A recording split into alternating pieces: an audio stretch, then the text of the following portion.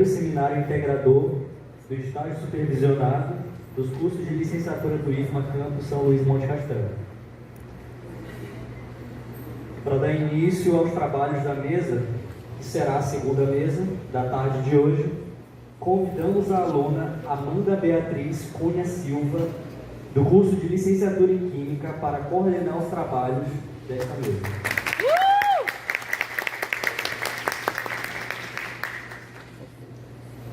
Convidamos também a Ananda Itsu Moraes Conceição e Daniele Vasconcelos Gomes para compor a mesa. O Cláudio Daniel Ferreira Jimenez e Sérgio Luiz Salles de Oliveira.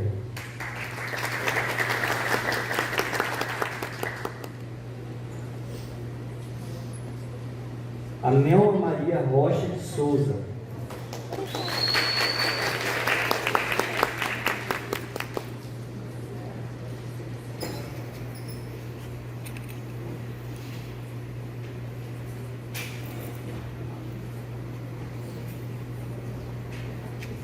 Nós vamos aguardar o Marcos Vinícius chegar.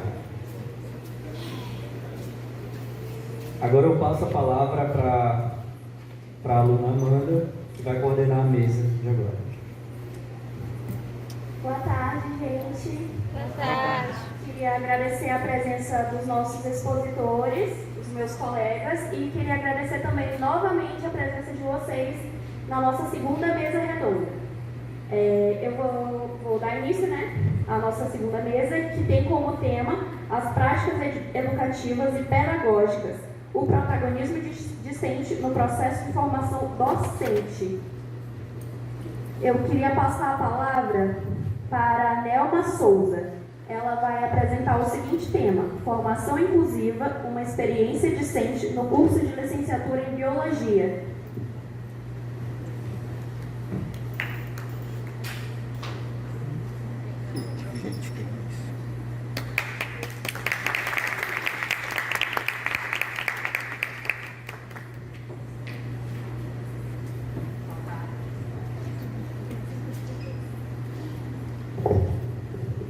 Boa tarde a todas, a todas, a todos.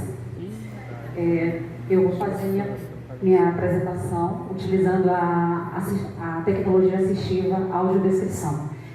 Me chamo Nelma Souza, eu sou uma mulher com deficiência visual adquirida, baixa visão, sou branca, tenho cabelo louro acobreado, estou usando uma camiseta preta, uma calça preta e um tênis cinza com um cadarço rosa. Eu vou começar a minha apresentação trazendo um questionamento para vocês. Vocês que estão presentes, vocês professores e futuros professores. A educação inclusiva, ela acontece de fato dentro da sala de aula? Não falo na escola, mas dentro da sala de aula, ela acontece de fato? Bom, pode passar. Vou apresentar para vocês algumas experiências que eu tive, mas antes de apresentar para vocês, eu vou resumir um pouquinho sobre a minha trajetória aqui no IFMA. Eu entrei em 2014.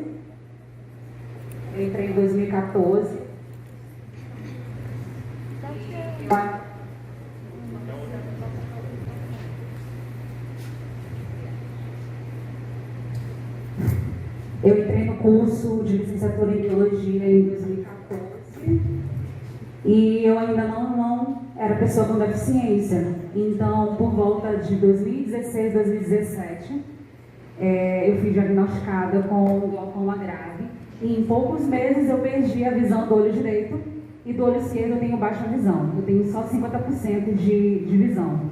Então, como toda pessoa com deficiência, principalmente, em especial, as pessoas com deficiência adquirida, elas vão passar pelo momento de luto, de aceitação. E, para mim, esse momento ele não foi tão longo, porque, devido a minha vida acadêmica eu ser muito proativa, antes mesmo da deficiência, Então, não foi tanto um obstáculo para mim. Claro que no início a gente fica um pouco triste, né? Mas eu tive acompanhamento psicológico, foi tudo tranquilo. Mas eu passei por esse momento de luto e de aceitação e agora eu estou aqui e vou apresentar para vocês alguns trabalhos que eu apresentei de 2017 para hoje, né? De 2022. A minha primeira experiência já com pessoa com deficiência foi uma residência pedagógica na primeira edição, de 2018 para 2020, e teve como coordenadora a professora Tereza Cristina, que está aqui presente, professora do DAB, do Departamento de Biologia, e eu fui convocada inicialmente como aluna voluntária, depois um aluno teve que sair e eu fui bolsista. Ok, então eu escolhi a Escola Campo, o Centro de Ensino Bajanas Lobão, que fica no Cotrac, que fica próximo da minha casa, que fica mais perto.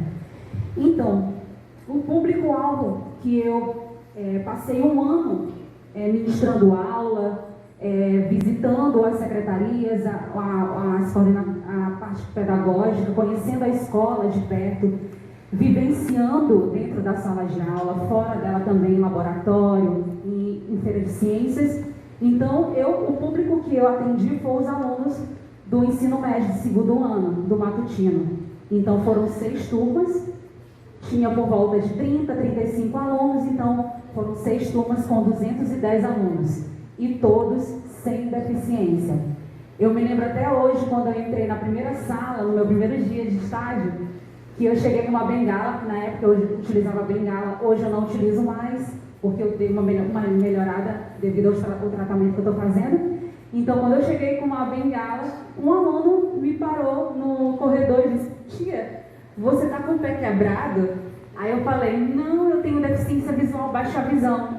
E quando eu falei isso, e eu falei para todos das 6 turmas, praticamente todos não sabiam que era pessoa com deficiência baixa visão. Então, eles tinham em mente que a pessoa com deficiência visual são aquelas que não conseguem ver, que são as que falam que as pessoas veem tudo escuro. Mas a gente tem nós temos as pessoas com deficiência visual, cegueira e baixa visão.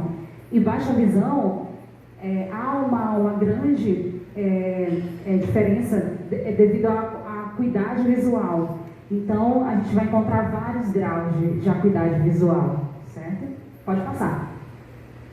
Então, as minhas atividades desenvolvidas que eu pratiquei lá na escola foi um desafio, um grande desafio. Tanto que a professora Tereza, ela sempre me procurava nos corredores e falava: Nelma, você está conseguindo ministrar aula? Você está conseguindo? Professora, eu estou conseguindo. Então, tudo que eu aprendi após o meu diagnóstico, eu estudei muito educação inclusiva, educação especial. Procurei saber quais os recursos didáticos eram acessíveis para a minha deficiência, quais adaptações que eu precisaria utilizar em sala de aula. Então, eu como professora com deficiência visual, eu que utilizei os recursos didáticos adaptados, não os alunos, porque todos eles são alunos sem deficiência. Então, eu utilizei, que é o que eles chamam a inclusão reversa, né? Então, como vocês podem ver aqui nas imagens do lado direito, eu apresentando aula, escrevendo com letras em caixa alta, que é o que eu consigo visualizar, e muitos alunos me pararam e falaram para mim que eles estavam conseguindo acompanhar as aulas devido ao tamanho da fonte que eu estava utilizando, porque muitos deles não têm deficiência, mas eles tinham algum problema de visão, como miopia, astigmatismo. Então eles conseguiam acompanhar a aula, tudo que eu estava escrevendo no quadro. E aí no meio, no centro, na foto, eu apresento para vocês a sala, mais de 35 alunos, tinha turma que tinha até 40 alunos. E do lado direito, eu apresentando uma aula com cartaz com letras ampliadas, que era um outro recurso que eu utilizava muito. Quando eu não utilizava o quadro branco, os slides, eu utilizava o cartaz com letra ampliada. E todos os desenhos que eu fazia eram desenhos ampliados, porque antes da deficiência eu gostava de desenhar e não parei de desenhar. Pode passar. Apresento para vocês também uma outra atividade que foi bem interessante, que foi uma aula experimental interdisciplinar, que é o que todos os professores estão atuando agora, seguindo as normas da BNCC, né? Que é uma aula interdisciplinar onde você engloba não só uma competência, mas uma ou duas ou três ou quatro competências, e as competências que eu estava abordando era biologia, artes visuais, né? Geografia também. Então aqui eu apresento para vocês uma aula de laboratório onde os alunos eles coletaram dentro da própria sala, dentro da própria instituição, estruturas vegetais onde eles teriam que visualizar, sentir a textura, tocando, utilizando todos os sentidos, para que eles pudessem transpor essas estruturas vegetais que eles aprenderam dentro da sala de aula, pondo em prática no papel, desenhando. E é o que vocês veem aí, os alunos. E aqui na imagem do meio, eu estou utilizando a lupa, onde o aluno estava fazendo a audiodescrição da estrutura vegetal que ele estava me apresentando. Então, além de utilizar as competências, a gente também utilizava muito a tecnologia assistiva à audiodescrição, porque a gente utilizava os livros e eles acompanhavam o livro comigo e me auxiliavam indicando quais imagens que estavam nos livros didáticos, porque todos nós sabemos que os livros didáticos, eles não são acessíveis. Então, uma pessoa com deficiência visual, que ela vai buscar informações através de livros didáticos, só através do meio digital. E do lado direito, eu mostro para vocês a sala, né, lotada, né, eles fazendo os desenhos, depois eles colocaram em exposição lá no pátio, foi bem interessante, pode passar. Aqui os desenhos, né, muitos deles bem perfeitos, eu conseguia também visualizar. Aqui no meio, a imagem do centro, a menina desenhou um limão e ela fez o sombreamento, as luzes, então ficou bem interessante, foi bem legal essa experiência, eles gostaram muito. E por que a gente fez essa aula experimental de estruturas vegetais, utilizando também a competência de artes dentro do laboratório? Porque os alunos do Bajonas Lodon ainda não tinham utilizado esse laboratório, então ele estava fechado. Então, os alunos estagiários da residência pedagógica que começaram a utilizar o laboratório. Como a gente não podia ter acesso ao microscópio, aos equipamentos, a gente utilizava o laboratório para ter uma aula expositiva e aula experimental desta forma. Pode passar. Outro recurso didático também que eu utilizava muito com eles, só que dessa vez, eles que criaram, foi através de seminários avaliativos, onde eles confeccionaram cartazes ampliados, com desenhos ampliados, utilizando estruturas vivas mesmo, em vivo, de estruturas vegetais, para que eu pudesse avaliá-los e pudesse acompanhar, usando o sentido tato das estruturas vegetais, e eles iam utilizando a audiodescrição de algumas estruturas que eu não conseguia visualizar. Então, pode passar. Aqui eles apresentando, né, gente, algumas fotos, vocês vão ver algumas tarjas pretas, mas para não identificar os alunos, tá? Aí eles apresentando, fazendo seminário, foi bem interessante também, pode passar. E outro recurso didático que muitas pessoas com deficiência visual, alunos com deficiência visual utilizam, são as maquetes em 3D. Então, eles confeccionaram. Lembrando que eu não pedi para que eles confeccionassem esses recursos didáticos adaptados. Então, eles tiveram aquela acessibilidade atitudinal. É quando você se coloca no lugar do outro e que você esquece que ele é diferente de você, mas ele é uma pessoa que quer buscar conhecimento. Então, foge aquela parte do preconceito, dos estigmas, né? Então, eles utilizavam muito essa acessibilidade atitudinal, elaborando os recursos didáticos para que eu pudesse estar acompanhando com eles as aulas. Então, foi bem interessante. A gente vê nessa maquete aqui do lado direito, na coluna do lado esquerdo, a foto de baixo, uma maquete em 3D, onde eles utilizavam também o fundo com uma cor bem escura para que eu pudesse visualizar, eu como pessoa com baixa visão, conseguisse visualizar a maquete sem haver a necessidade de tocar, de usar o sentido tato. Pode passar. Outra experiência muito interessante, que foi cedida pelo Leque Bio, que foi a coleção entomológica, a gente também foi para o laboratório e a gente fez essa exposição da coleção entomológica de insetos, onde os próprios alunos, antes eles tiveram conteúdo, né, de artrópodes, dessa classe, né, dos animais, E depois a gente foi para o laboratório para apresentar a coleção entomológica e eles faziam a audiodescrição, indicando quais eram os insetos que eles estavam identificando e eu ia falando qual era a classe, qual era a espécie, então foi bem interessante. Aqui nessa outra foto do lado direito, a gente pode notar que eu estou no fundo do laboratório. É porque nesse dia o laboratório, as luzes não estavam funcionando onde tem o balcão, do balcão onde utilizam, né? Então a gente teve que ir para o fundo da sala para que eu pudesse ter uma iluminação boa, para que eu pudesse estar ministrando aulas para ele. Então foi um grande desafio dentro do laboratório, né? Não ter iluminação adequada e as janelas era um lugar que não era ventilado também, então foi um pouquinho incômodo, mas apesar de todos os desafios, a aula foi bem interessante. Pode passar. Aqui mais uma vez algumas fotos eu apresentando para vocês. Essa foto aqui do lado, na coluna do lado esquerdo, abaixo, vocês podem ver que a porta está lá na frente, né? Então não tem iluminação, então eu tive que ir para trás para dar aula para eles. Mas eles participaram, eles gostaram muito, gostaram de ver a coleção entomológica, foi bem legal. Pode passar. E a partir dessa experiência do Residência Pedagógica, foi fruto de apresentações orais, né, na UFMA, que foi aqui inclusive no Universo IFMA, no Universo IFMA 2019, que a gente já fez a apresentação oral e a apresentação de banner, através das experiências dos residentes, né, do Residência Pedagógica, edição 2018-2020. Pode passar.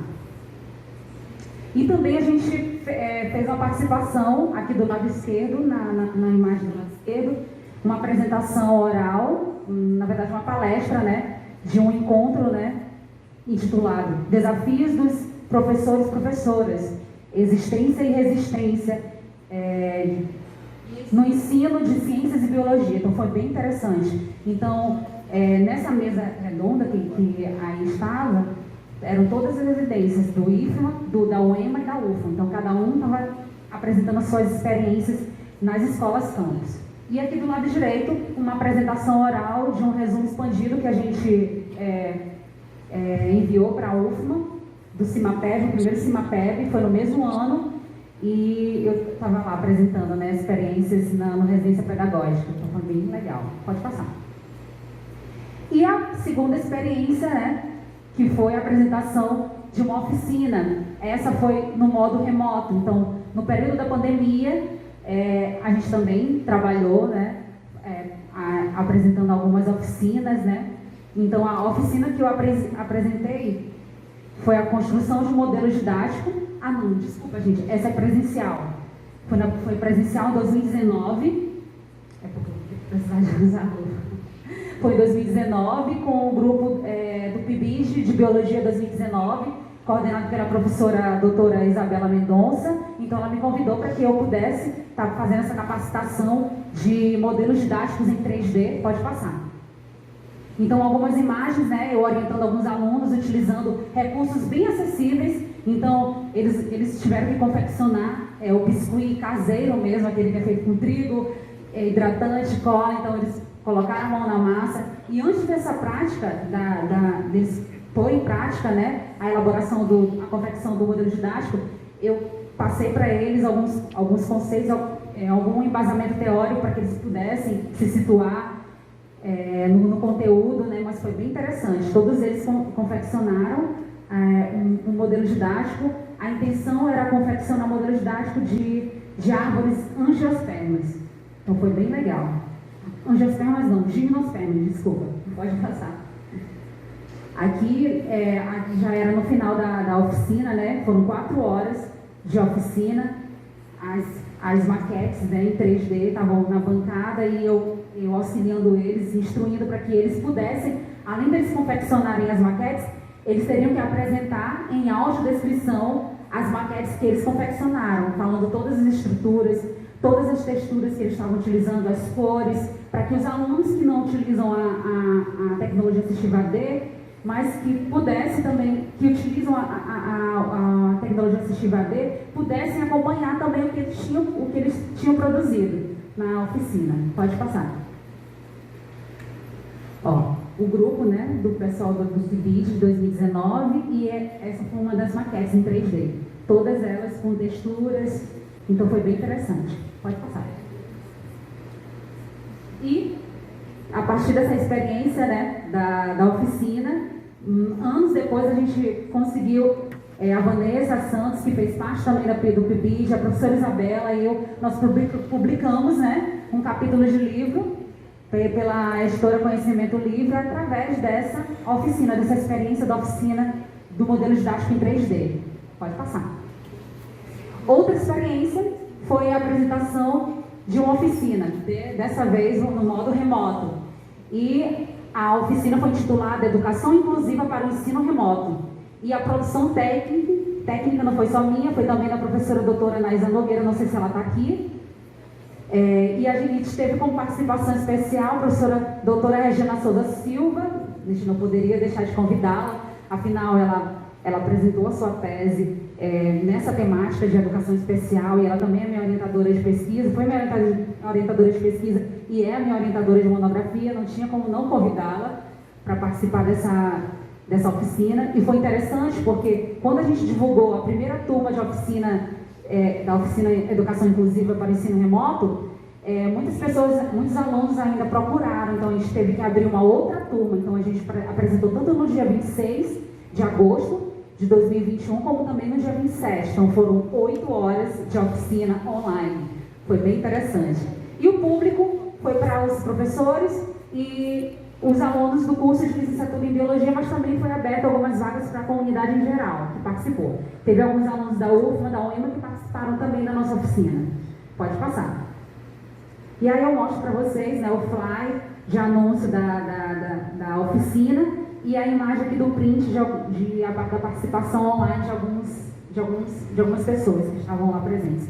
Interessante que vocês podem ver que tem um intérprete de Libras, porque a gente solicitou para que a oficina, para que ela fosse de fato uma oficina inclusiva, porque ela abrangia todas as deficiências, a gente tratou sobre todas as deficiências, a gente precisava trazer um intérprete de Libras para que ele pudesse estar presente ali e estar atendendo a esse público, né, as pessoas com deficiência auditiva. Pode passar.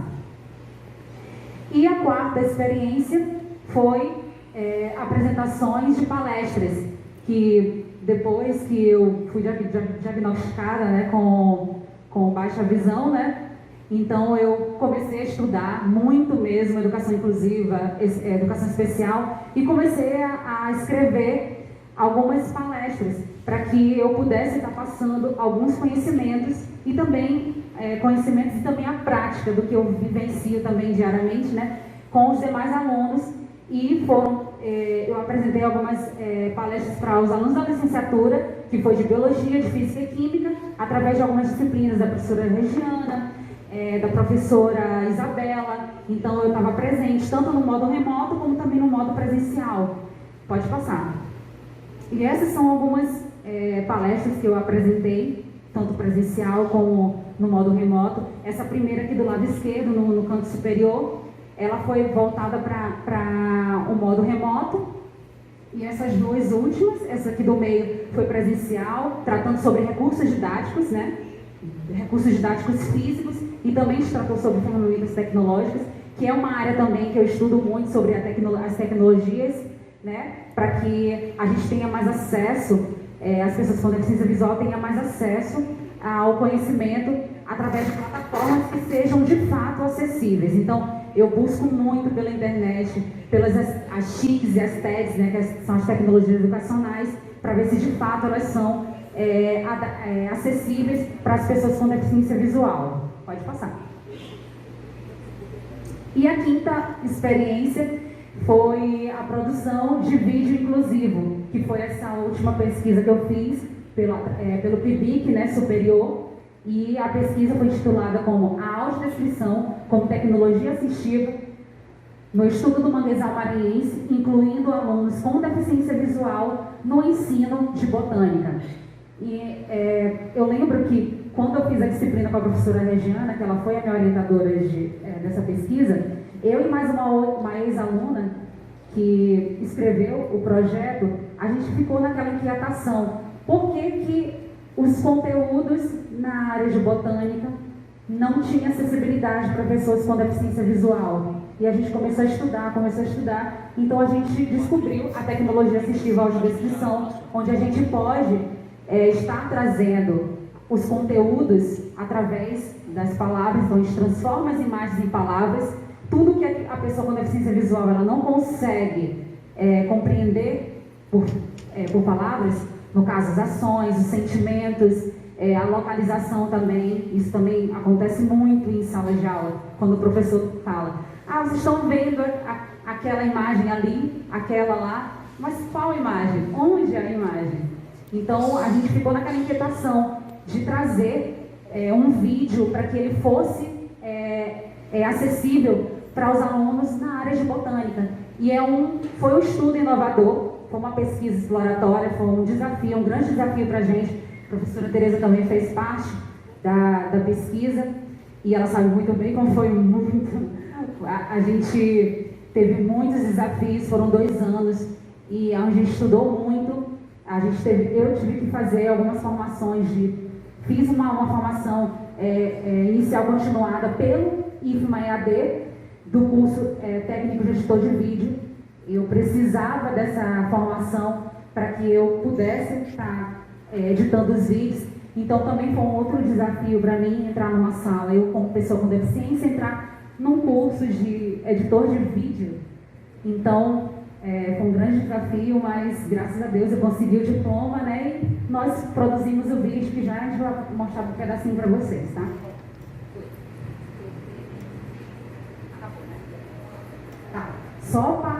Só no vídeo agora.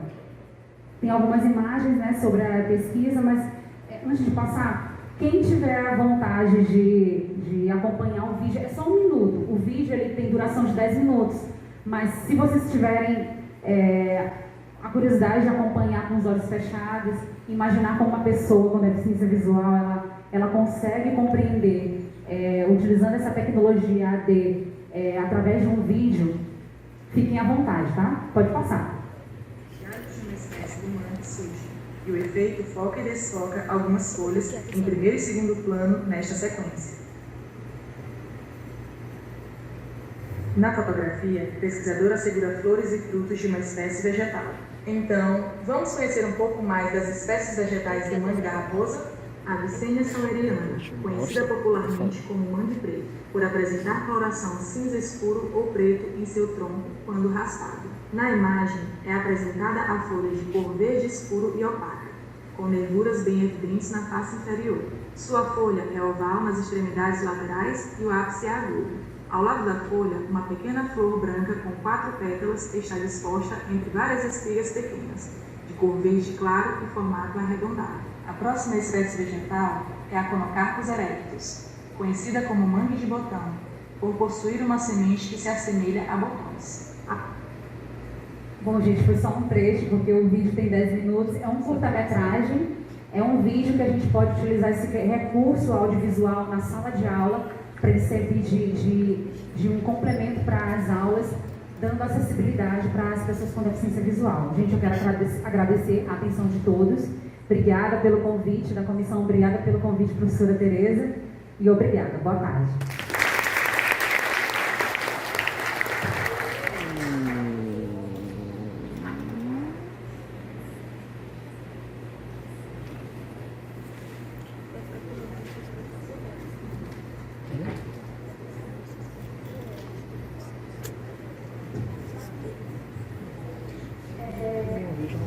Bom, então, agora eu queria agradecer a Nelma, né? E após eu explicarei a vocês um plano de ensino elaborado por nós, atendendo aos preceitos dessa pedagogia.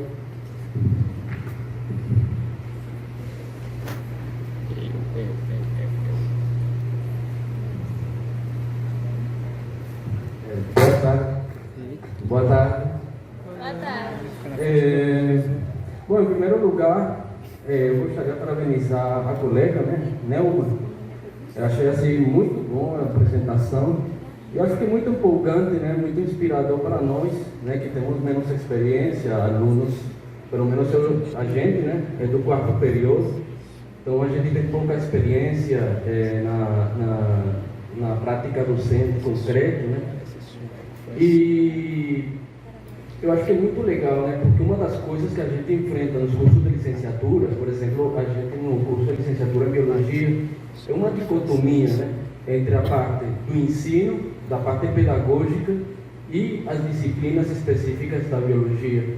E muitas vezes, e não é uma questão que se limita ao IFMA, inclusive tem universidades onde isso ainda é mais forte, especialmente onde tem um bacharelado, as disciplinas de biologia nos cursos de licenciatura são colocadas como as mais importantes, são colocadas como as que realmente são científicas, e muitas vezes os cursos de bacharelado eles são colocados como melhores que os de licenciatura, né? A licenciatura é lá para ir para ensinar, para ser professor lá na escolinha. Agora, o bacharel é aquele que vai realmente ser um pesquisador, etc, e ter sua carreira acadêmica, né? Então, uma das coisas que a gente tem que ter é, primeiro, ter consciência de que a gente está no curso de licenciatura, né? E que, de fato, a gente, sim, está se formando como professor, né? Como docente, mas isso não significa que a gente vai estar limitado a uma prática cega, né? Na nossa prática docente, mas todo o contrário, a prática docente, mesmo no ensino médio, em qualquer nível da educação, ela tem que estar muito ligada também ao trabalho de pesquisa, ao trabalho de extensão, né? E entender que só através dessa forma, de uma formação unitária do professor, é que vamos conseguir ter uma educação a um nível que possibilite uma transformação real da sociedade, né? Então, acho muito legal porque é muito inspirador para a gente, né? Ver essas práticas assim ricas e que a gente já gostaria de ter, né? Inclusive que eu acho que seria muito saudável começar a aplicar isso desde as etapas mais iniciais, dos períodos mais iniciais do curso, né? Ter esse contato com a prática docente. Claro, não inicialmente já a gente ministrar aula, mas pelo menos ter contato, observar, participar de aulas de professores e ter contato com os alunos. Mas enfim, para não acabar meu tempo, eu já vou entrando também no nosso tema, né? Que também está ligado a isso. E é o seguinte, como eu já falei, segundo o quarto período, é a disciplina de didática geral. A professora Liane Pedrosa nos convidou, né, para apresentar uma proposta didática que foi desenvolvida em meio de um seminário em que participaram alunos tanto da biologia como da química, inclusive alguns colegas aqui da química estão presentes, e a gente fez um percurso, né, em todas as tendências pedagógicas, pelo menos nas principais. Então a gente começou na tradicional, nas tendências tecnicista, nova, e uma das coisas que a gente se deparou em meio desse estudo foi precisamente que essas tendências eram umas tendências acríticas, reprodutivistas, né? Umas tendências que elas nasceram no seio do capitalismo para atender às necessidades do próprio capitalismo e reproduzir essas relações, né?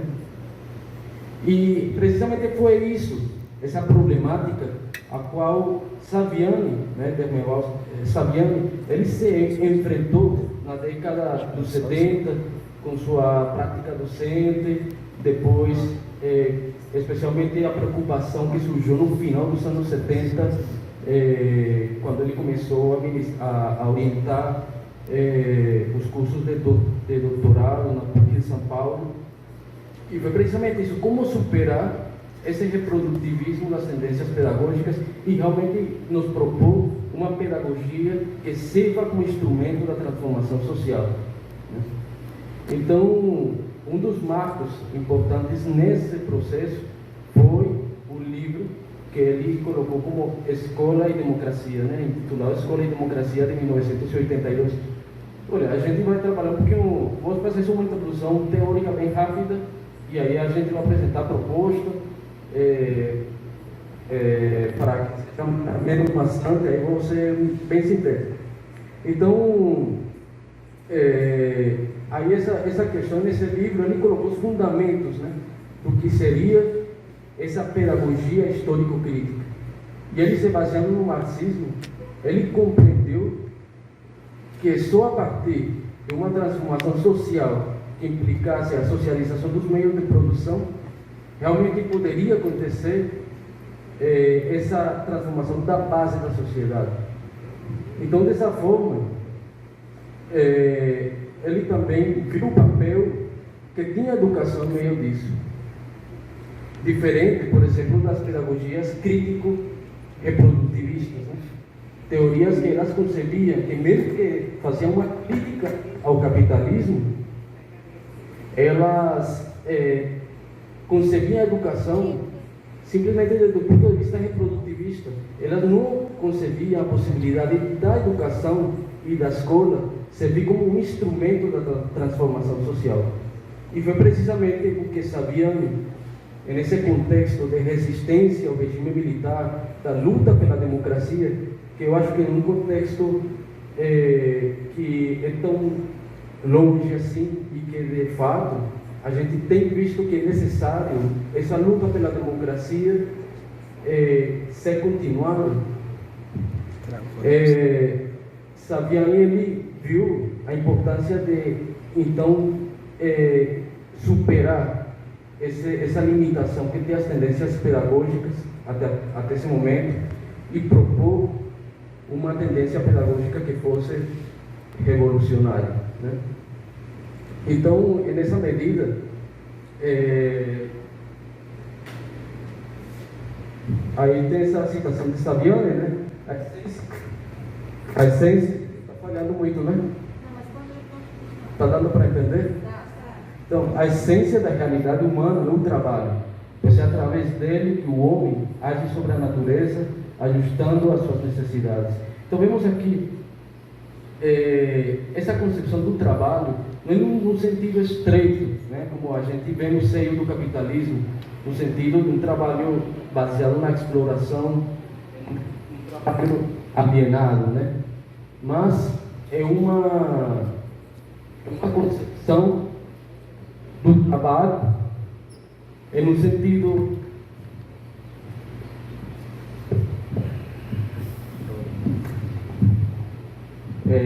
é uma concepção do trabalho no sentido amplo, né? Como coloca Marx, né? Essa luta contra o materialismo contemplativo, né? Nas teses, por exemplo, que ele colocou sobre Feuerbach, de entender, por exemplo, que o materialismo era só conceber simplesmente a matéria como determinante e condicionante da ideia, né? Mas entender que era necessário construir um materialismo que reconhecesse as ideias, a cultura, a educação também como um potencial transformador, como um instrumento que poderia tomar um papel ativo e servir na ação transformadora dessa base material, né?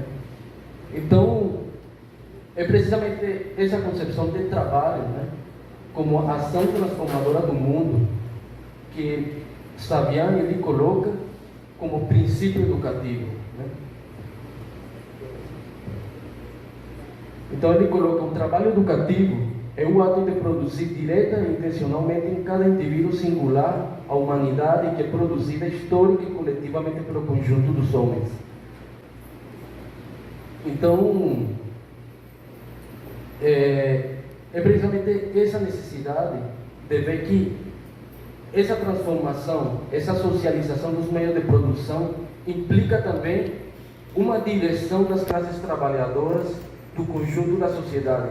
E para isso, não é possível que a classe trabalhadora ela consiga ter esse papel de direção, de governar a sociedade, sem ter uma preparação intelectual e sem ter os mesmos conhecimentos que são monopolizados pela burguesia, né? E isso tem uma implicação também na escola, na organização da escola. Uma escola que é destinada para a formação das elites, da formação dessas classes dominantes, e não é exatamente uma correspondência entre escola particular e escola pública. A maioria das escolas particulares, elas servem também para formar a mão de obra de diferentes camadas da classe trabalhadora. Estamos falando de escolas de elite, onde realmente estudam os filhos dessas classes dominantes, né? E as escolas públicas e as escolas que servem realmente para formar a mão de obra. Existe essa dicotomia, e é precisamente o que se coloca que é necessário quebrar, procurar lutar por uma escola unitária que sirva para formar também as classes trabalhadoras com um conjunto de conhecimentos acumulados historicamente pela humanidade. Então, consequente com isso, com o que estamos falando, Saviani, ele defende a importância de uma pedagogia que ela parte da prática, né? E ela vai também para a prática, volte para a prática. E é nesse sentido, a educação, ela serve como uma mediadora entre a prática inicial e a prática final, como uma mediação para a elevação dessa prática, para que ela cumpra esse papel de ação transformadora da realidade, né? Então, a gente se baseou para fazer a nossa proposta, né? É nesse livro também, que é uma didática para a pedagogia histórico-crítica. Então, rapidamente, a prática social inicial reconhece, nessa primeira etapa, reconhece que os alunos, eles não começam sua aprendizagem só na escola, né? Mas sua aprendizagem, ela é anterior, ela começa a partir da sua prática social. Só que esses conhecimentos são conhecimentos espontâneos, conhecimentos cotidianos que precisam ser sistematizados ou devem ser confrontados com o conhecimento sistematizado, né? A problematização também é um papel dos professores, né? De precisamente a partir do conhecimento, essa prática inicial, selecionar os principais problemas, né? As problemáticas que estão sendo colocadas nessa prática social. Isso implica também um ajuste do currículo, né? Implica um ajuste dos conteúdos, que muitas vezes é o que na prática os docentes não têm, né? Então, é muito importante também os professores lutarem pela gestão democrática das escolas, né? Na possibilidade de ter autonomia e liberdade para ajustar os conteúdos segundo a realidade concreta dos alunos, né? A instrumentalização, então, é precisamente o momento que, depois de conhecer essa prática social inicial, de selecionar esses problemas principais, apresentar para os alunos os instrumentos teóricos e práticos para que esses alunos consigam intervir, resolver esses problemas práticos que foram levantados, né? Então, isso não é só simplesmente uma questão, por exemplo, quando falamos de biologia, não é uma questão simplesmente de conceber, de transmitir conhecimento teórico neutro da biologia, da teoria da biologia, mas é ver os diferentes problemas que são levantados em diferentes planos, né? Então, por exemplo, na biologia, acho que tem ficado muito claro nos últimos tempos em relação à vacina, né? Não é suficiente a gente estudar a questão da vacina, simplesmente estudando os mecanismos que a vacina usa para combater o vírus e fica por aí. Mas fica claro que o problema das vacinas, ele tem outros planos, né? Tem um plano político, tem um plano econômico, e isso tem ficado claro principalmente durante a pandemia. Ou também falando da biologia, a questão da evolução biológica, né? A evolução biológica, ela não pode ser vista simplesmente como um problema, mais uma teoria que se trabalha dentro da biologia. Mas a evolução biológica, como coloca Esmail, né? Ela é um eixo estruturante da biologia. Então ela tem que ser tratada como um eixo organizador dos conteúdos também no ensino da biologia, né?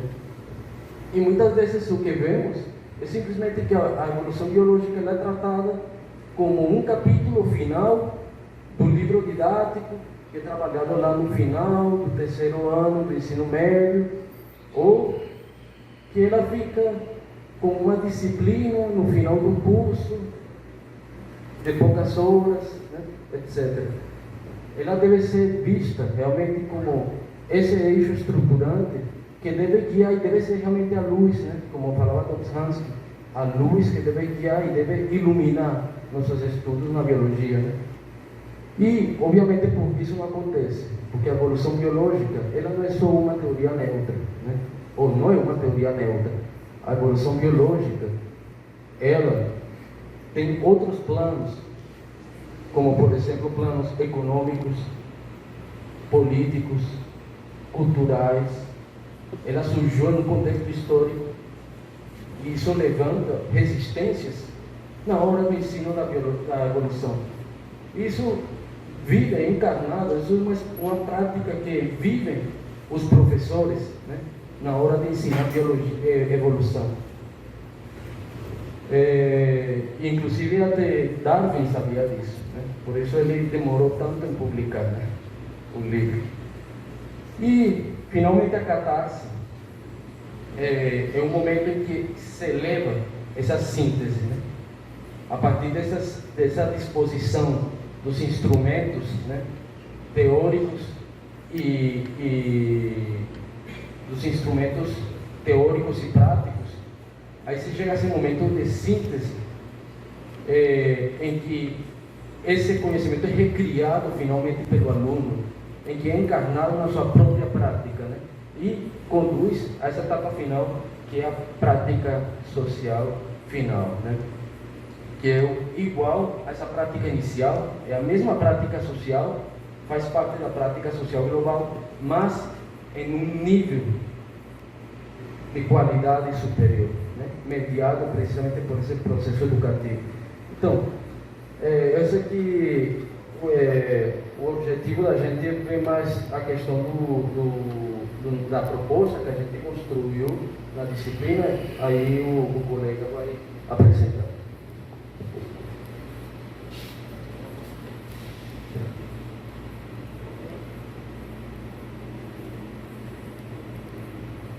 Pronto. Então, retomando aqui, a nossa proposta didática ela envolveu obedecer a essas tendências que a pedagogia histórico-crítica ela propõe. Então, para isso, nós simulamos um plano em que daremos aulas na unidade de ensino básico Sagrada da 2, pela disciplina de biologia, para o segundo ano do ensino médio, um total de 14 horas aula, para uma turma de 30 alunos, e o nosso tema são sobre os impactos ambientais. Tá bom? Dentro desse ciclo, como anteriormente explicado pelo meu colega, nós encaixamos os impactos ambientais de forma que, naquele primeiro instante, que é a prática social inicial, os alunos apresentassem o seu conhecimento cotidiano a respeito do tema. Essa apresentação deles será vital para que, quando chegarmos na problematização, o professor, que é o mediador dessa pedagogia, ele venha a mostrar de que maneira ele encaixará o conteúdo dos impactos ambientais dentro do que os alunos têm de conhecimento inicial a respeito do tema. Nessa instrumentalização, em que será dada os elementos para ensinar a teoria e depois voltar à prática, teremos aguçado o senso crítico neles a respeito dos impactos ambientais. Eles enxergarão em sua totalidade. Terá a catarse no momento posterior, em que nessa catarse eles virão a apresentar o que aprenderam sobre o tema, visto em diversas dimensões, que é isso que prega a histórico-crítica, enxergar em sua totalidade o tema, E então, a prática social final, ela é um retorno, mas ela é um retorno em que o aluno ele terá mais conhecimentos do que quando começou. E nessa parte final, ele irá ser um agente transformador. Ele não será um reprodutor da classe dominante sobre a sociedade. Ele será um transformador na sociedade. Então, nosso tema aqui sobre os impactos ambientais, temos como objetivo geral desse plano didático fazer os alunos compreenderem as dimensões presentes nesse tema, para que eles criem um senso crítico mais detalhado, mais avançado a respeito disso. E possuam com eles um compromisso individual e coletivo, onde eles fazem esse conhecimento de forma a que ele enfrente o problema e proponha e faça transformações que venham a ser positivas para a sociedade e o meio ambiente. Então, aqui nessa tabela, nós encaixamos o tema dentro daquelas etapas mostradas no ciclo, onde teremos a prática social inicial, que será uma explicação sobre os impactos ambientais, em que eles apresentarão o conhecimento deles.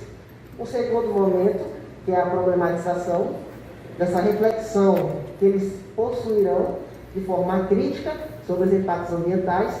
O terceiro momento, que é a catarse, onde eles irão elaborar o que entenderam suas sínteses a respeito. E por último, que é a prática social final, essa transformação que eles irão propor. Ali do lado do conteúdo, serão os assuntos que serão dados para eles verem o significado, terem ideia, noção do significado do impacto ambiental, saberem as ações antrópicas que levam a isso, mostrar os grandes impactos presentes, tanto no mundo quanto no Brasil e no Maranhão e São Luís, porque a pedagogia histórico-crítica, ela tem que estar imersa também dentro do espaço do aluno, onde ele vive.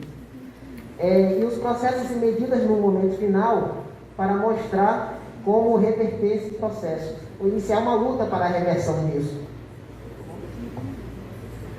Nesse primeiro momento da prática social inicial, em 2 horas aula, nós faremos a explicação a partir das vivências que os alunos possuirão a respeito disso, em seus conhecimentos prévios que eles já possuem.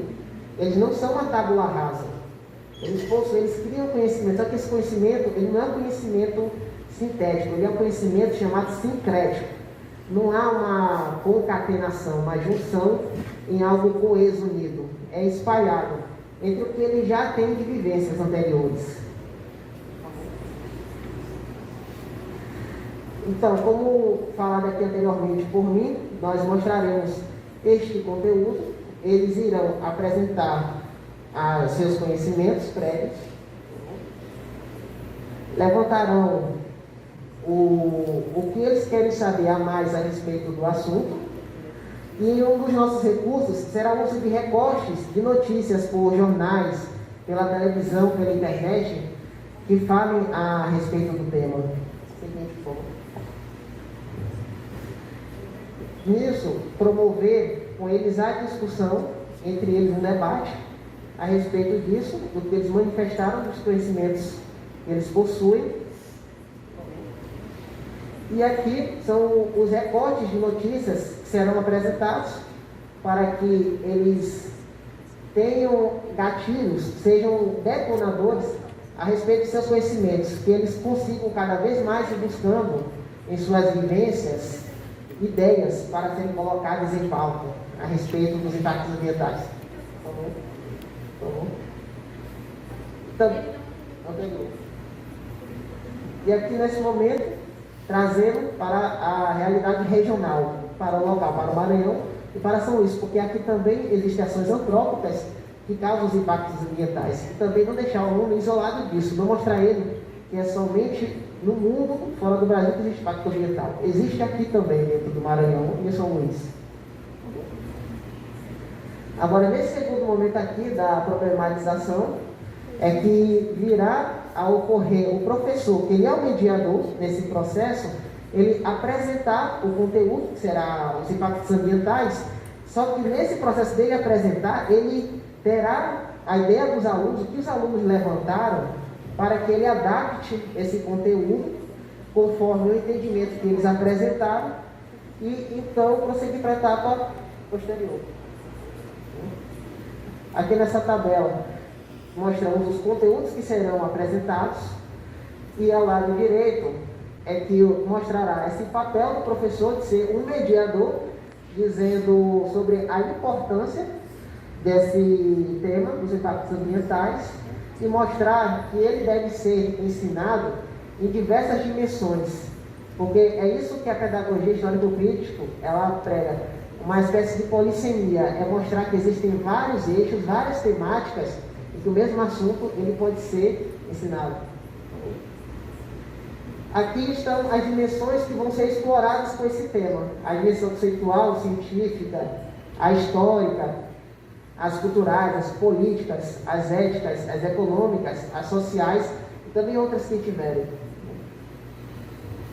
Então aqui teremos questões, perguntas que vão nortear esse processo de apresentar o conteúdo, pois tem perguntas que levem à reflexão, tanto do professor, que também é um agente que vai aprender esse processo, quanto aos alunos. Eles entenderem o que é o impacto ambiental, como é que é a sua manifestação, como se dão as ações antrópicas, e também ter ideia que existe uma dominação nesse processo. Há uma atividade que há gente que perde e ganha, e gente que perde com isso. Existe lucro e existem prejuízos.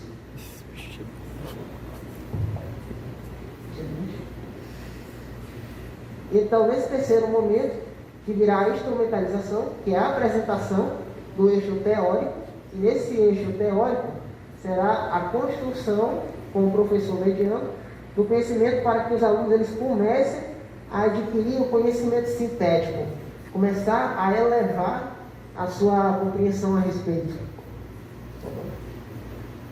Então, teremos cada conteúdo apresentado, em que, nesse sobre o significado do impacto ambiental, será apresentado um texto, posteriormente discussões coletivas, e os alunos começarão a ter reflexões, elaborar sínteses a respeito do que é apresentado a eles.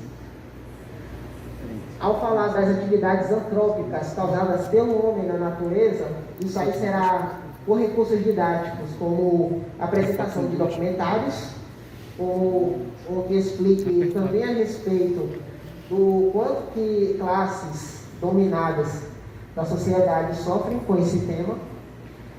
A busca também de outros meios, que é a internet, para a realização de atividades em que os alunos vejam, por eles mesmos, em suas buscas, sobre o que o impacto ambiental ele vem causando atualmente. E mostrar isso não somente ao redor do mundo, mas também aqui no Maranhão e no Brasil. Então, continuando esses processos de que cada conteúdo trabalhado, a gente ir mostrando a eles, de forma que eles, a cada etapa, eles vão refletindo e ganhando senso crítico para, no final, elaborar uma catarse.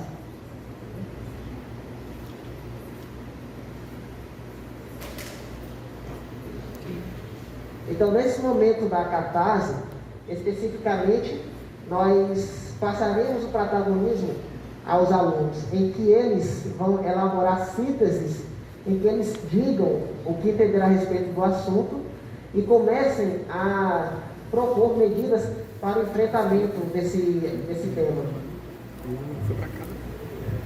Então, uma das primeiras propostas é a elaboração coletiva de um manifesto, em que esse manifesto será endereçado às autoridades competentes, como a Secretaria de Meio Ambiente, os órgãos de proteção ambiental, como o IBAMA, para a cobrança de decisões para preservar o meio ambiente. E também cada aluno fazer em sala de aula uma redação de um discurso de 20 linhas com a seguinte provocação, a seguinte pergunta: se você pudesse discursar na Conferência da ONU sobre mudanças climáticas, o que você diria? E aqui nesse quinto momento é que vem uma das partes importantes da pedagogia histórico-crítica, onde ela ganha a sua diferenciação, o seu status, em que vem a usar o aluno, ele existir e entender que ele, coletivamente também, é uma ferramenta que transformará a realidade social. Ele deixará de ser um reprodutor e se tornará um transformador. Então, nesse momento aqui da prática social final, coletivamente serão desenvolvidas ações junto à comunidade, porque a pedagogia histórico-crítica, ela não quer ser algo que fique dentro das quatro paredes de uma sala, quer ser algo que saia da sala de aula e vá para a sociedade, passe pelos pais dos alunos, passe pelas pessoas que convivem, as populações da comunidade. Então, nesse processo, os alunos mostrarão, após a catarse, para a comunidade geral, o que eles aprenderam a respeito do tema. Então, aqui nós temos uma atividade discente, que será essa ação integrada com a comunidade, será em uma exposição coincidindo com a Semana do Meio Ambiente, onde esses alunos serão divididos em grupos, cada um responsável por uma dramatização, outro responsável pela apresentação dos conteúdos que foram apresentados em sala de aula, para a conscientização da comunidade, e assim passar à comunidade esclarecimento de ações que elas podem tomar para preservar a preservação do meio ambiente, ou então diminuir e muito o impacto ambiental que o ser humano causa no meio ambiente. Então, essas são as referências do nosso plano de aula que nós tivemos. Nos baseamos principalmente em João Luiz Gasparim, em que sua obra ela deu uma proposta didática para executarmos essa pedagogia histórico-crítica que foi feita por Dermerval Saviani.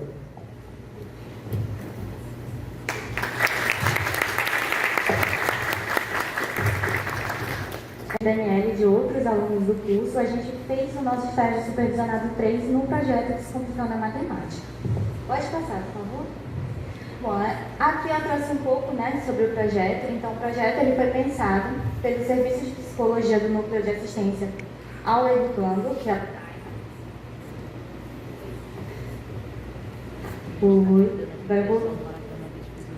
e foi pensado porque se percebeu essa dificuldade que os alunos estavam tendo com as disciplinas de cálculo, com a matemática. Então, os alunos estavam deprimidos e estava tendo muito índice de reprovação. Então, isso baixa a autoestima do aluno e ele também fica sem vontade para assistir às aulas, porque acha que não está entendendo, então não faz sentido para ele. Então, teve os outros departamentos parceiros do projeto, que é o Departamento de Matemática, que é o DEMAT, o Departamento de Física, a Diretoria de Ensino Superior, a Coordenadoria de Atividades Pedagógicas, o Departamento de Ações Estudantis, o Núcleo de Atendimento às Pessoas com Necessidades Especiais e a Diretoria de Ensino Técnico. Então, foi um projeto pensado por muitos departamentos da assistência estudantil. E a equipe técnica do projeto, para acompanhamento dos alunos e também de nós, estagiários, era composta pelos professores do DEMAT, do DEFIS, os profissionais do NAPA e os psicólogos. E o objetivo do projeto é exatamente o que eu falei, foi esse acompanhamento dos alunos do curso de nível técnico aqui do IFMA, buscando melhorar os índices de reprovação em componentes curriculares que envolvessem cálculos através da revisão de conteúdos da matemática básica. Então, no projeto, a gente fez uma revisão com os alunos dos conteúdos de matemática básica, porque a gente sabe que é onde está a base, da matemática. Então, para que eles entendessem os conteúdos que eles estavam tendo agora, eles perceberam os conteúdos do ensino fundamental. Então, a gente percorreu durante esses 4 meses, começou em setembro, a gente, pelo menos a minha turma, a gente encerrou ontem. Então, a gente percorreu todo esse processo de conteúdos do ensino fundamental, toda essa base. E foi implantado no segundo semestre de 2022, então nós fomos a primeira turma a implantar o projeto.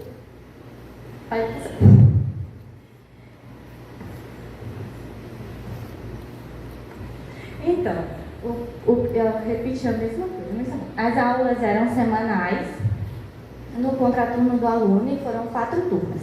2 pela manhã e 2 pela tarde. As turmas pela manhã eram no dia de segunda e quarta, e as turmas pela tarde eram terça e quinta. E a equipe de estagiários era formada pelos alunos do curso de Licenciatura em Matemática que estão cursando a disciplina de estágio supervisionado 3.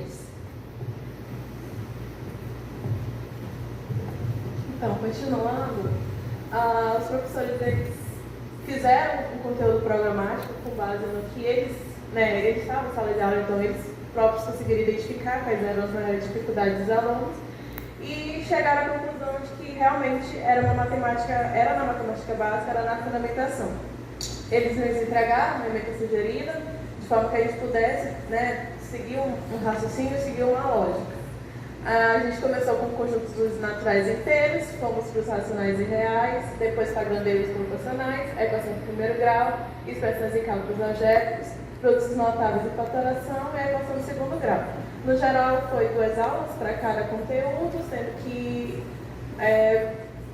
nós focamos muito na resolução de atividades, de colocar eles realmente para exercitar, para aprender o conteúdo mais básico. Sobre a nossa turma, a minha dupla foi a Amanda, nós fizemos as aulas todas às quartas-feiras, das 8 às 11. Tivemos como professor o João Damasceno, que estava lá presente com a gente todos os dias. E na nossa turma tivemos o total de 10 alunos inscritos. Apesar de ter 10 alunos, dificilmente apareceu, na verdade nunca apareceu 10 alunos ao todo, no máximo foram 6, na maioria das vezes foram 3. Pode ir.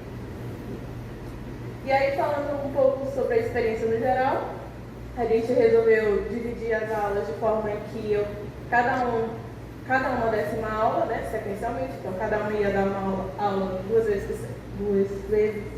a cada 2 semanas. E falando um pouco da questão da adesão dos alunos, que infelizmente, como eu disse, nunca apareceu os 10 alunos. Acredito que por ser no contraturno, por ser de manhã, os alunos eles têm mais dificuldade realmente em vir para cá mais cedo.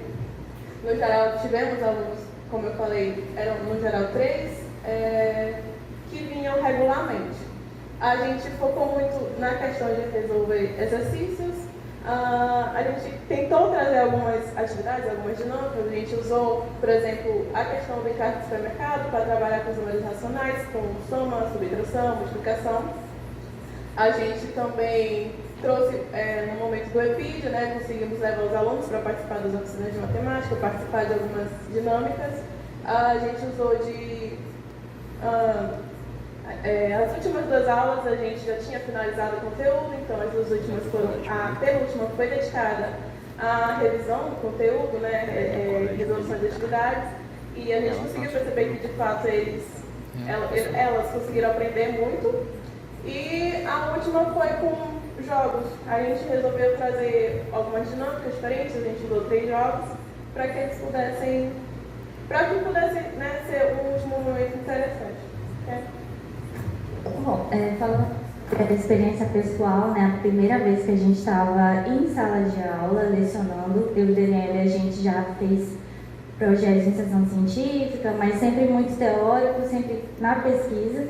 E foi a primeira vez que a gente estava em sala de aula. E lógico, nos primeiros dias tem a insegurança, tem todo aquele medo de será que eu consigo, será que eu sei passar o conteúdo, mas no geral a experiência foi muito boa e nas últimas aulas você saber que seu aluno ele entendeu o conteúdo e que isso está ajudando ele nas disciplinas normais é muito bom, então foi muito gratificante participar do projeto. Agradeço os professores de demais que nos acompanharam, o professor Robert, o professor Emerson e o professor João Damasceno, que esteve com a gente em todas as aulas. Sempre foi muito prestativo, às vezes a gente tinha algumas dúvidas, ele estava lá sempre pronto para atender, para ajudar, para dar dica, para dizer, assim é melhor explicar, da outra forma talvez seja mais interessante.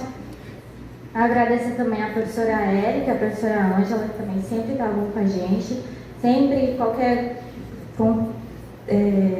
material que a gente precisasse, elas estavam ali disponíveis. Então é isso, gente. A nossa experiência no projeto foi muito boa. Inicialmente o projeto foi pensado para 120 alunos, No caso seria ali muitos alunos numa turma, mas aconteceu a evasão, eu acho que também devido a algumas disciplinas que eles ficaram pendentes, eles tiveram que refazer essas disciplinas, e acabou que foi sendo na hora da aula. No final a gente ficou só com uma aluna. Eu acho que as 3 últimas aulas foi só com uma aluna, mas foi aquela aluna que não faltou um dia. Então vale muito a pena a gente vir. Você vai dar aula para um aluno, mas é o aluno, né? É a aluna que sempre esteve ali. Então ela merecia o melhor da gente. Então foi isso, gente. Muito obrigada pela atenção e agradecer pelo convite para falar sobre o projeto. Eu espero que o projeto continue, porque a gente realmente percebeu que os alunos conseguiram compreender os conteúdos, que é um conteúdo básico, às vezes a gente acha tão simples, mas para alguns alunos realmente conseguir entender esse básico ajuda demais no que eles estão vendo agora, até mesmo nos cursos técnicos que eles estão fazendo. Obrigada.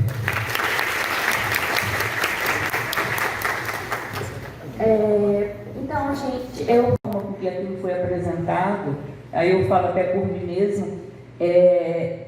sempre foi dificuldade, assim, difícil do professor explicar, e o próprio terrorismo feito, inclusive, dentro de casa. A gente vê isso, o menino falou, matemática, então, porque falta, na verdade, a gente trazer o dia a dia da matemática e fazer a divulgação do trabalho de vocês, que venham outras turmas, né, com esses projetos para tirar, né, desmistificar, trazer os alunos para junto. E com certeza tem muita gente precisando desse apoio, desse incentivo, tá? Então, parabéns pela iniciativa e que persistam, né, para que os alunos permaneçam.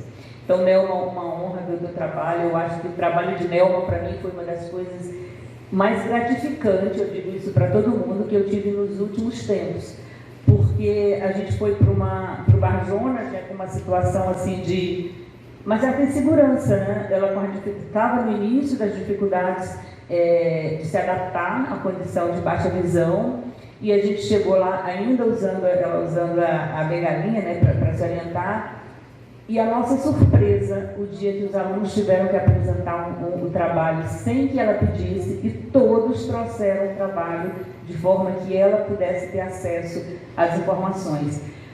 Eu fiquei emocionada até hoje, a primeira vez que a gente ouviu isso, eu chorei, o pessoal chorou, porque aquilo que a gente tinha medo, a gente viu que os alunos não tinham nenhum medo, nenhum preconceito, e que talvez a gente cria dificuldades, né? E quando a gente encontra pessoas dispostas a expor e a explorar isso, a gente tem um resultado como esse, né? E parabenizar os meninos, né, pela busca das alternativas, por trazer um trabalho dentro da realidade, um trabalho reflexivo, né? Onde você não só apresenta conteúdo, mas você faz a pessoa pensar por que aquele conteúdo está daquela forma, que é a mesma questão da matemática, né? Então, parabéns a todos, todas, sucesso nos próximos projetos, sucesso nos trabalhos para frente.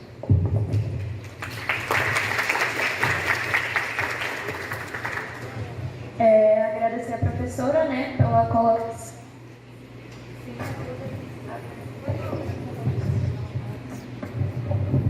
Bom, eu estou um pouco ansiosa para falar, até porque a coordenação da mesa, viu, Nelma, me disse que eu errei no cronômetro do teu tempo, que a gente tinha pensado em 25 minutos.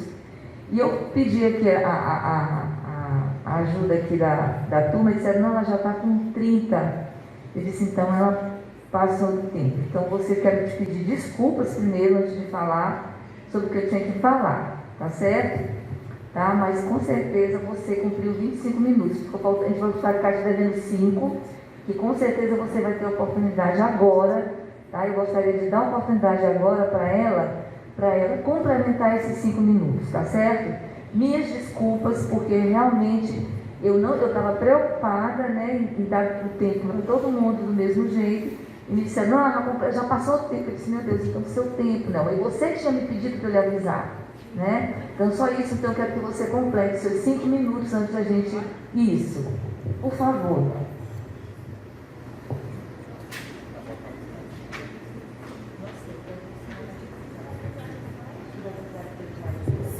Eu preciso mostrar a aplicação do recurso audiovisual, porque a gente produziu, foi a primeira etapa. Deixa eu colocar para ela. No braço dela tá sujo.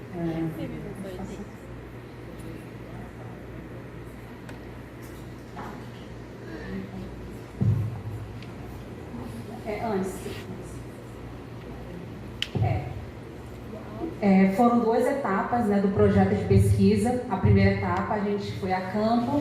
Na primeira imagem eu mostro para vocês, né, eu e o Rômulo, que é um ex-aluno da biologia. Lembra dele, professora? Rômulo Jordão. Ele, como conhece o Mangue da Raposa, o local foi o Mangue da Raposa que a gente escolheu, né, para fazer a pesquisa, para fazer a produção do vídeo.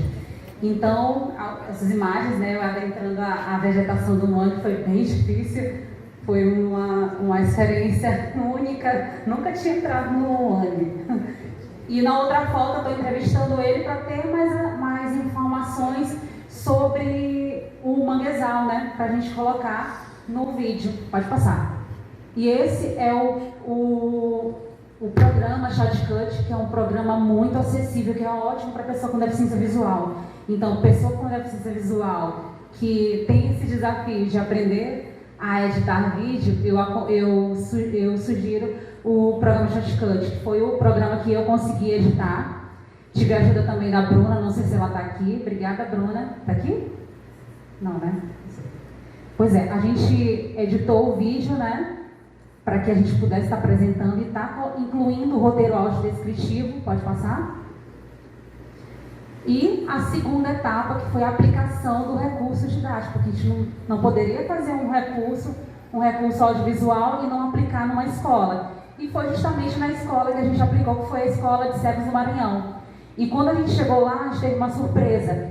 A Escola de Cegos do Maranhão não é uma escola apenas para alunos com deficiência visual. Desde 2015, com a vigência da LBI, né, que é a Lei Brasileira de Inclusão, de 2015, eles começaram a matricular alunos sem deficiência.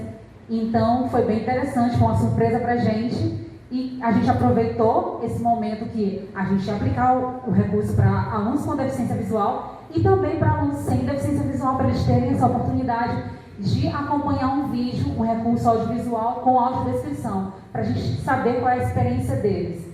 E aí eu mostro para vocês, né, algumas salas que a gente aplicou e eles estavam vendados, com uma dinâmica que a gente aplicou para os alunos que ainda tinham resíduo visual, os alunos sem deficiência, com os olhos vendados e alguns alunos com baixa visão que ainda tinham alguma acuidade visual, para que todos eles pudessem acompanhar o vídeo de igual, né?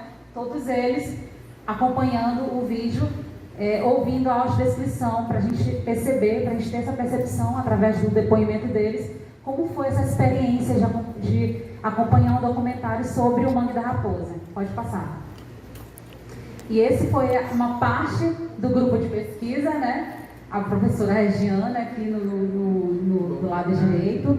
A Denise, que foi a nossa consultora em AD, porque quando a gente vai elaborar um vídeo com audiodescrição, a gente precisa ter um consultor em audiodescrição. Nós temos o roteiro, o roteirista, nós temos o consultor e nós temos o que vai produzir a audiodescrição. Então, necessariamente a gente precisava de uma pessoa com deficiência visual, então a gente convidou a Denise do NAPNE para ser nossa consultora em AD. A Bruna do lado esquerdo, eu, aqui no meio do lado direito a Josi, que é aluna do curso de licenciatura em Biologia, a Bruna também, e aqui no canto do lado direito a professora doutora Naisa Nogueira, que também fez parte.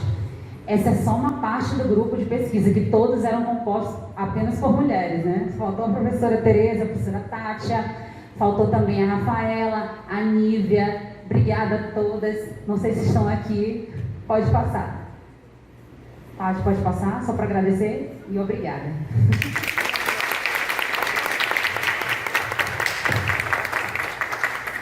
Com ela, que às vezes a gente não tem, eu digo muito com ela gosta muito de, às vezes que a gente saia juntas, eu digo sempre, me diz como é que tu queres que eu tenho que me comportar contigo, porque foi a minha primeira amiga cega, então tu tem que me ensinar também essa disponibilidade, porque eu realmente não sei, a gente tem que ser sincero.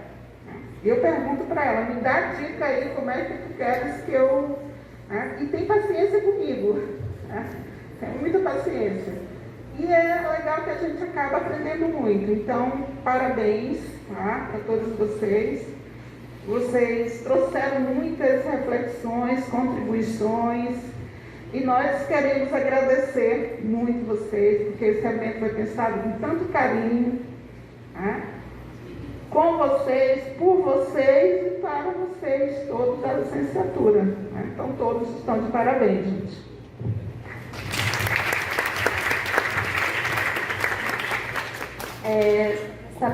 Só para saber se tem mais alguma pergunta ou alguma colocação.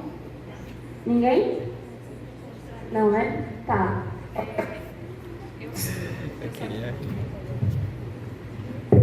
Tá, eu queria agradecer, né, aos meus colegas e queria parabenizar todos, dizer que eu achei muito interessante todos os projetos de vocês e eu sei da importância dessa trajetória para a gente, para nós que somos licenciandos, já que essa etapa do estágio ela é tão decisiva na nossa vida, né? Para quem está na licenciatura, a gente sabe a dificuldade que é. Às vezes a gente chega no curso, a gente está levando e quando chega no 6º período começa estágio, começam todas essas aulas que a gente tem que estar ministrando e essa é uma etapa muito decisiva.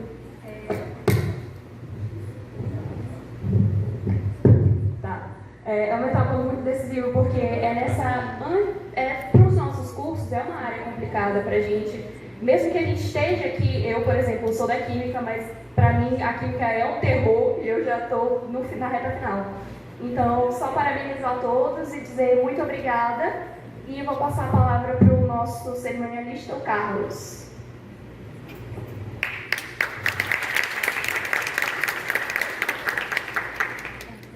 Então eu quero agradecer a todos e a todas, a Ananda Itsu, Daniele Vasconcelos, alunos da matemática, a Cláudio Daniel e Sérgio Luiz, a Nelma da biologia, os 3 da biologia, né?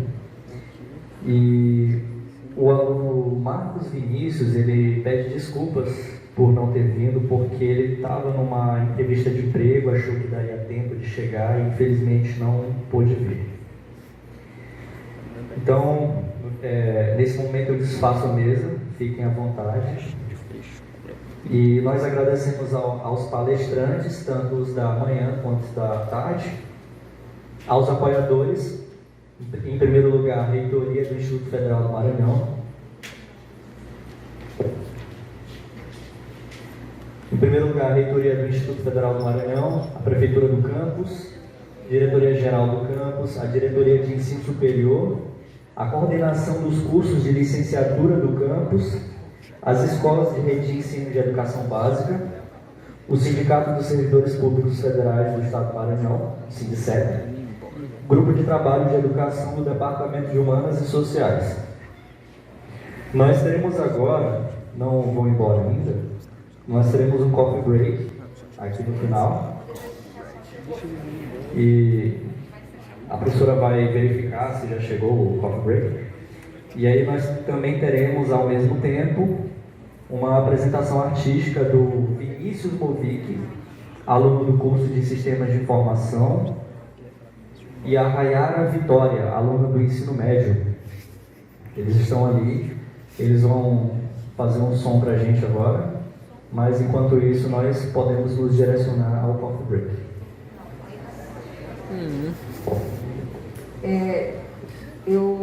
E nós também, né, como professoras inclusivas, nós quisemos que os nossos alunos, eles ficassem, né, no protagonismo desse trabalho. Nós queríamos aqui o Carlos o dia todo com o cerimonial. O Carlos é o nosso aluno da licenciatura em Física.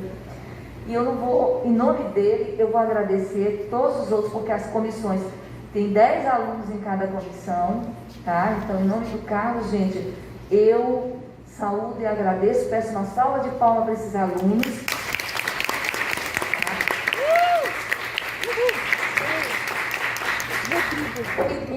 Riqueza. Rodrigo. Cadê? Não, eu já agradeci no caso. Não, mas eu acho que tinha que dar o destaque. Rodrigo, eu já agradeci você em nome do Carlos, né? Porque o Rodrigo, Ele foi assim, o responsável por todo esse material, junto com uma equipe a equipe de comunicação e mídia, responsável por essa, sabe, gente, por toda os materiais de divulgação, né? E ficou conosco aqui na parte da mesa e tudo mais. Então, mas todos os trabalhos foram muito interessantes, porque vocês viram o pessoal na recepção, então não dá para também chamar o nome de cada um aqui, por isso que eu falei o nome da comissão. E eles serão certificados como membros da comissão organizadora deste trabalho. E é um reconhecimento que a gente faz, porque realmente nos ajudaram bastante. Eu digo para vocês que a riqueza do dia de hoje, eu vi que foi gravado, é lamentável que a gente não tivesse um público maior de professores, um público maior dos alunos da graduação, porque eu soube inclusive que os alunos estavam liberados e foi uma pena que eles não tivessem se dirigido para cá, para o auditório, porque a intenção é uma intenção de formação. Nem tudo, gente, a gente consegue trabalhar em sala de aula. Não dá para trabalhar tudo em sala de aula. Esses eventos são exatamente para a gente trazer uma informação imediata, uma informação consubstanciada, como foi na fala de todas as pessoas que passaram aqui o dia inteiro. Então, esse momento é um momento de formação. Nós falamos com os coordenadores dos cursos que os alunos estariam na sala de aula física, a sala de aula estaria hoje aqui nesse auditório. Hoje a sala de aula seria o auditório Flores e Pérola, né? Então, para quem ficou conosco, gente, nosso abraço carinhoso, nossa gratidão, nosso respeito, nosso profundo agradecimento por vocês terem ficado aqui. Ao professor Jorge, eu tenho medo, mas não que eu estiver esquecendo, depois do complemento, viu? Professor Jorge, que ficou assim, foi um parceirão conosco, nessa parte de artes, comandando. Tivemos um probleminha, contornamos, mas parece que eles não conseguiram chegar. Eu acho que o trânsito é complicado do Maracanã para cá, nós tínhamos a apresentação cultural, mas daqui a pouco nós vamos ter isso. Eu vou deixar um pouquinho da fala aqui para Marinar, tá certo? Para ela completar aqui o que eu possa ter esquecido. Penso que Marisa não esqueceu, não, e não quero também atrapalhar aqui a apresentação dos meninos, vou ser bem breve. Eu também quero agradecer aos alunos, eu quero parabenizar aqui meus alunos do segundo período que eu fui de matemática, que estão aqui. Fui professora do primeiro período e eles estão aqui nos prestigiando. Obrigado, gente. Tá? E gostaria rapidamente que os alunos da Comissão de Infraestrutura levantassem, por favor.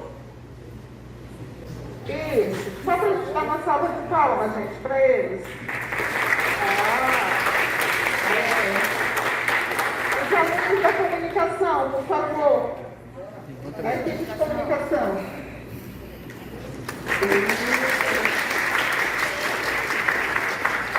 Arte e cultura.